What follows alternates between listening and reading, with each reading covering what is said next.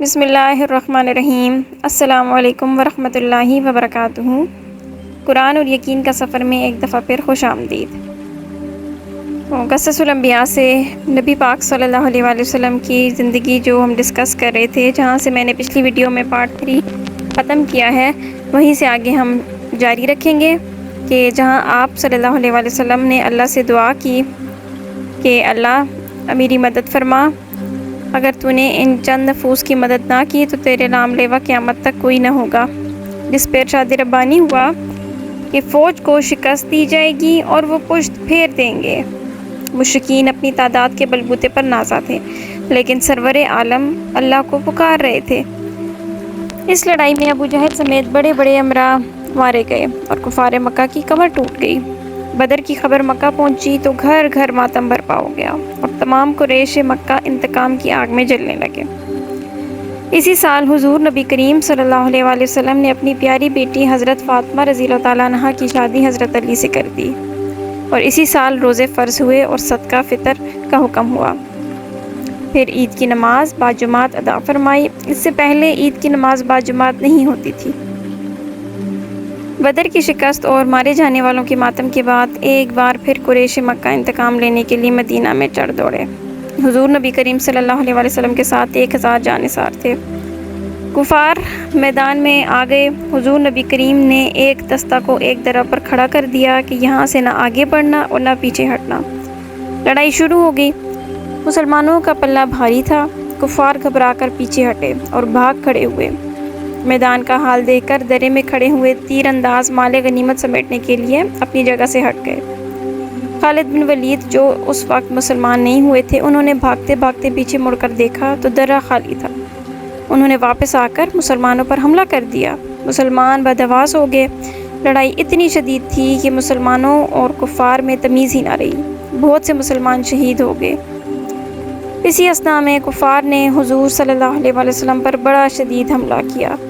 آپ صلی اللہ علیہ وآلہ وسلم کے ساتھ صرف 11 جانباز تھے۔ ہلچل میں آپ صلی اللہ علیہ وآلہ وسلم گر گئے۔ آپ کا گرنا تھا کہ شور مچ گیا کہ نبی کریم شہید ہو گئے۔ جانثار برابر لڑ رہے تھے۔ حضرت کعب بن مالک نے آپ صلی اللہ علیہ وآلہ وسلم کو دیکھا اور پکارا، مسلمانوں، رسول اللہ زندہ ہیں۔ جانثاروں نے آپ کو گھیرے میں لے لیا۔ ادھر کفار کا پورا زور آپ کی طرف تھا۔ بدبخت عبداللہ بن کمیہ موقع کی تلاش میں تھا۔ وہ کسی طرح حضور کے پاس پہنچ گیا اور حضور نبی کریم پر حملہ کرنے میں کامیاب ہو گیا۔ تلواروں کا وار چہرہ مبارک پر لگا۔ مغفر کی 2 کڑیاں چہرہ مبارک میں چبھ گئیں اور ایک دانت شہید ہو گیا۔ وہ ظالم میرے آقا صلی اللہ علیہ وآلہ وسلم پر تیر اور تلواروں کی بوچھاڑ کیے ہوئے تھے، لیکن حضور صلی اللہ علیہ وآلہ وسلم کی زبان مبارک پر یہ الفاظ تھے، اے خدا میری قوم کو بخش دے کہ وہ جانتے نہیں۔ اللہ اللہ، میرے حضور کی تو کیا ہی بات ہے۔ پھر حضرت فاطمہ رضی اللہ تعالیٰ عنہ میدان جنگ کی طرف دوڑی اور زخم صاف کیا اور چٹائی جلا کر خون بند کیا۔ اس جنگ میں ابو سفیان کی بیوی ہندہ نے اپنا غلام وحشی کے ذریعے حضرت حمزہ رضی اللہ تعالیٰ عنہ کو شہید کروا دیا اور حضرت حمزہ کا ناک کان کاٹ کر گلے میں ڈال لیے اور دل اور کلیجہ نکال کر چبا ڈالا۔ حضور اکرم کو زندہ پا کر مسلمان یکجا ہوئے اور زبردست حملہ کیا کہ کفار تاب نہ لا سکے اور بھاگ کھڑے ہوئے۔ آپ صلی اللہ علیہ وآلہ وسلم 10 ہجری میں حج کے لیے روانہ ہوئے۔ 4 ذی الحجہ کا دن تھا جب آپ صلی اللہ علیہ وآلہ وسلم مکہ معظمہ میں داخل ہوئے۔ تسبیح و تحلیل کرتے ہوئے آپ نے طواف کیا، 2 گانا نماز ادا کی۔ مناسک حج ادا کرنے کے بعد عرفات آئے اور پھر عرفات میں نمرہ کے مقام پر خطبہ دیا، جسے ہم خطبہ حجۃ الوداع کہتے ہیں۔ آپ نے فرمایا، ہاں، جاہلیت کے تمام دستور میرے دونوں پاؤں کے نیچے ہیں۔ لوگو، بے شک تمہارا رب ایک ہے اور بے شک تمہارا باپ ایک ہے۔ ہاں، عربی کو اجمی پر اور اجمی کو عربی پر، سرخ کو سیاہ پر اور سیاہ کو سرخ پر کوئی فضیلت نہیں مگر تقویٰ کے سبب۔ ہر مسلمان دوسرے مسلمان کا بھائی ہے اور مسلمان باہم بھائی بھائی ہیں۔ جو خود کھاؤ وہی اپنے غلاموں کو کھلاؤ، وہی ان کو پہناؤ۔ عورتوں کے معاملے میں خدا سے ڈرو، تمہارا عورتوں پر اور عورتوں کا تم پر حق ہے۔ میں تم میں ایک چیز چھوڑتا ہوں، اگر تم نے اس کو مضبوطی سے پکڑ لیا تو تم گمراہ نہ ہوگے، اور وہ کیا ہے؟ کتاب اللہ۔ یہ فرما کر آپ صلی اللہ علیہ وآلہ وسلم نے مجمع عام کی طرف خطاب کیا، تم سے خدا کے ہاں میری نسبت پوچھا جائے گا تو تم کیا جواب دو گے؟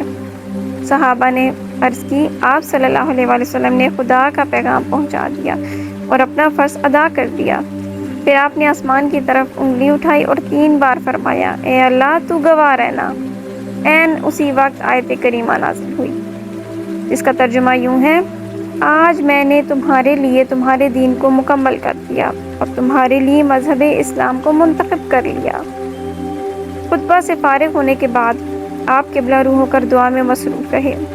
پھر آپ منی میں تشریف لائے۔ ہر طرف فرزندان توحید لاکھوں کی تعداد میں رسول اللہ کی طرف متوجہ تھے۔ آپ نے فرمایا، سال کے 12 مہینے ہیں جن میں 4 مہینے قابل احترام ہیں تو متواتر ہیں، ذوالقعدہ، ذوالحجہ اور محرم۔ چوتھا رجب کا مہینہ جمادی الثانی اور شعبان کے بیچ میں ہے، تو تمہارا خون، تمہارا مال اور تمہاری آبرو تا قیامت اسی طرح محترم ہے جس طرح یہ دن، جس طرح اس مہینے میں یہ شہر محترم ہے۔ ہاں، بعد میں گمراہ نہ ہو جانا کہ ایک دوسرے کی گردن مارنے لگو۔ تم کو خدا کے سامنے حاضر ہونا پڑے گا اور وہ تم سے تمہارے اعمال کی باز پرس کرے گا۔ اپنے پروردگار کی عبادت کرو، 5 وقت کی نماز پڑھو، رمضان المبارک کے روزے رکھا کرو اور میرے احکام کی اطاعت کرو، خدا کی جنت میں داخل ہو جاؤ گے۔ یہ فرما کر آپ صلی اللہ علیہ وآلہ وسلم نے مجمع کی طرف اشارہ کیا اور فرمایا، کیا میں نے پیغام خداوندی سنا دیا؟ سب بول اٹھے، جی ہاں۔ آپ نے فرمایا، اے خدا گواہ رہنا، اور آپ نے یہ بات 3 مرتبہ دہرائی۔ حج بیت اللہ سے فارغ ہو کر آپ صلی اللہ علیہ وآلہ وسلم واپس مدینہ روانہ ہوئے۔ مدینہ طیبہ کے قریب پہنچ کر آپ نے سجدہ شکر ادا کیا اور مدینہ میں داخل ہو گئے۔ جب دعوت دین مکمل ہو گئی تو آپ صلی اللہ علیہ وآلہ وسلم کی احساسات اور گفتار کردار سے ایسی علامات نمودار ہونا شروع ہوئیں جن سے معلوم ہوتا تھا کہ اب آپ صلی اللہ علیہ وآلہ وسلم اس جہان فانی کے باشندوں کو الوداع کہنے والے ہیں۔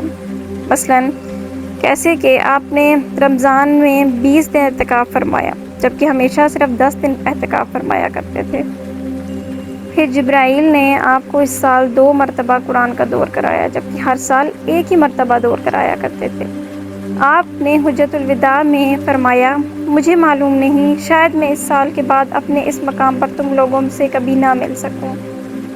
جمرہ عقبہ کے پاس فرمایا، مجھ سے اپنے حج کے اعمال سیکھ لو، کیونکہ میں اس سال کے بعد غالباً حج نہ کر سکوں۔ پھر آپ صلی اللہ علیہ وآلہ وسلم پر ایام تشریق کے وسط میں سورہ نصر نازل ہوئی، اور اس سے آپ صلی اللہ علیہ وآلہ وسلم نے سمجھ لیا کہ اب اس دنیا سے روانگی کا وقت آن پہنچا ہے۔ پھر 29 صفر دوشنبہ کو رسول اللہ صلی اللہ علیہ وآلہ وسلم ایک جنازے میں بقیع تشریف لے گئے۔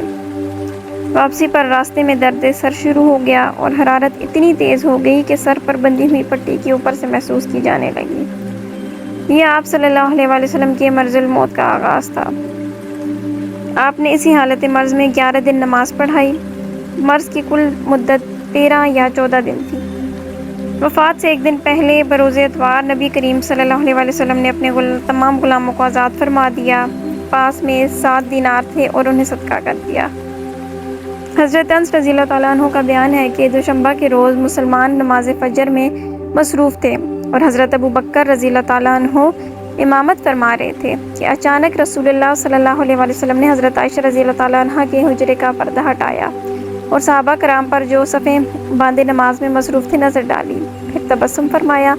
ادھر ابو بکر صدیق رضی اللہ تعالیٰ عنہ اپنی ایڑی کے بل پیچھے ہٹے کے صف میں جا ملے۔ انہوں نے سمجھا کہ رسول اللہ نماز کے لیے تشریف لانا چاہتے ہیں۔ حضرت انس کا بیان ہے کہ رسول اللہ کے اس اچانک ظہور سے مسلمان اس قدر خوش ہوئے کہ چاہتے تھے کہ آپ کی مزاج پرسی کے لیے نماز توڑ دیں، لیکن رسول اللہ نے اپنے ہاتھ سے اشارہ فرمایا کہ اپنی نماز پوری کر لو، پھر حجرے کے اندر تشریف لے گئے اور پردہ گرا لیا۔ اس کے بعد رسول اللہ پر کسی دوسری نماز کا وقت نہیں آیا۔ دن چڑھے چاشت کے وقت آپ نے اپنی صاحبزادی حضرت فاطمہ رضی اللہ تعالیٰ عنہ کو بلایا اور ان سے کچھ سرگوشی کی۔ وہ رونے لگیں۔ آپ نے انہیں پھر بلایا اور کچھ سرگوشی کی تو وہ ہنسنے لگیں۔ حضرت عائشہ رضی اللہ تعالیٰ عنہ کا بیان ہے کہ بعد میں ہمارے دریافت کرنے پر انہوں نے بتایا کہ پہلی بار نبی کریم صلی اللہ علیہ وآلہ وسلم نے مجھ سے سرگوشی کرتے ہوئے بتایا کہ آپ اس مرض میں وفات پا جائیں گے، اس لیے میں روئی۔ پھر آپ نے مجھ سے سرگوشی کرتے ہوئے بتایا کہ آپ کے اہل و عیال میں سب سے پہلے میں آپ کے پیچھے جاؤں گی، اس پر میں ہنسی۔ نبی کریم صلی اللہ علیہ وآلہ وسلم نے حضرت فاطمہ کو یہ بشارت بھی دی کہ آپ ساری خواتین عالم کی سردار ہیں۔ پھر نزا کی حالت شروع ہو گئی اور حضرت عائشہ رضی اللہ تعالیٰ عنہ نے آپ کی اپنے اوپر ٹیک لگوا دی۔ ان کا بیان ہے کہ اللہ کی یہ نعمت مجھ پر ہے کہ رسول اللہ نے میرے گھر میں میری باری کے دن میرے سینے سے ٹیک لگائے ہوئے وفات پائی، اور آپ کی موت کے وقت اللہ نے میرا لعاب اور آپ کا لعاب اکٹھا کر دیا۔ وہ کیسے؟ ہوا کچھ یوں کہ عبد الرحمن ابی بکر آپ کے پاس تشریف لائے۔ ان کے ہاتھ میں مسواک تھی۔ رسول اللہ نے مجھ سے ٹیک لگائے ہوئے تھے۔ میں نے دیکھا کہ آپ صلی اللہ علیہ وسلم مسواک کی طرف دیکھ رہے ہیں۔ میں سمجھ گئی کہ آپ صلی اللہ علیہ وسلم مسواک کرنا چاہتے ہیں۔ میں نے پوچھا، آپ کے لیے لے لوں؟ آپ نے سر سے اشارہ فرمایا کہ ہاں۔ میں نے مسواک لے کر آپ کو دے دی۔ آپ کو سخت محسوس ہوئی۔ میں نے کہا، اسے میں آپ کے لیے نرم کر دوں؟ آپ نے اشارے سے کہا ہاں۔ میں نے مسواک نرم کر کے دی اور آپ نے اچھی طرح مسواک کی۔ آپ کے سامنے کٹورے میں پانی تھا۔ آپ پانی میں دونوں ہاتھ ڈال کر چہرہ پوچھتے جاتے اور فرماتے جا رہے تھے، اللہ کے سوا کوئی معبود نہیں، موت کے لیے سختیاں ہیں۔ مسواک سے فارغ ہوتے آپ نے ہاتھ یا انگلی اٹھائی اور چھت کی طرف بلند کی اور دونوں ہونٹوں پر کچھ حرکت ہوئی۔ حضرت عائشہ رضی اللہ تعالیٰ عنہ نے کان لگایا تو آپ فرما رہے تھے، ان انبیاء، صدیقین، شہداء اور صالحین کے ہمراہ جنہیں تو نے انعام سے نوازا، اے اللہ مجھے بخش دے، مجھ پر رحم کر اور مجھے رفیق اعلیٰ میں پہنچا دے، اے اللہ رفیق اعلیٰ۔ آخری فقرہ 3 بار دہرایا اور اسی وقت ہاتھ چھپ گیا اور آپ رفیق اعلیٰ سے جا ملے۔ یہ واقعہ 12 ربیع الاول 11 یوم دوشنبہ کی چاشت کی شدت کے وقت پیش آیا۔ اس وقت نبی کریم صلی اللہ علیہ وآلہ وسلم کی عمر 63 سال 4 دن کی ہو چکی تھی۔ اس حادثہ دلفگار کی خبر فوراً پھیل گئی۔ اہل مدینہ پر کوہ غم ٹوٹ پڑا۔ آفاق و اطراف تاریک ہو گئے۔ حضرت انس رضی اللہ تعالیٰ عنہ کا بیان ہے کہ جس دن رسول اللہ ہمارے پاس تشریف لائے، اس سے بہتر اور تابناک دن میں نے کبھی نہیں دیکھا، اور جس دن رسول اللہ نے وفات پائی، اس سے زیادہ کبھی اور تاریک دن بھی میں نے نہیں دیکھا۔ آپ صلی اللہ علیہ وسلم کی وفات پر حضرت فاطمہ رضی اللہ تعالیٰ عنہ نے فرط غم سے فرمایا، ہائے ابا جان جنہوں نے پروردگار کی پکار پر لبیک کہا، ہائے ابا جان جن کا ٹھکانہ جنت الفردوس ہے، ہائے ابا جان ہم جبرائیل کو آپ کی موت کی خبر دیتے ہیں۔ بے شک ہر جاندار نے موت کا مزہ چکھنا ہے۔ اس کے ساتھ ہی قصص الانبیاء سے نبی کریم صلی اللہ علیہ وآلہ وسلم کی زندگی کا باب یہاں مکمل ہوا جاتا ہے۔ ویڈیو پسند آئی ہو تو لائک ضرور کریں اور میرے چینل کو سبسکرائب ضرور کریں۔ اپنا بہت خیال رکھیے گا۔ اللہ حافظ۔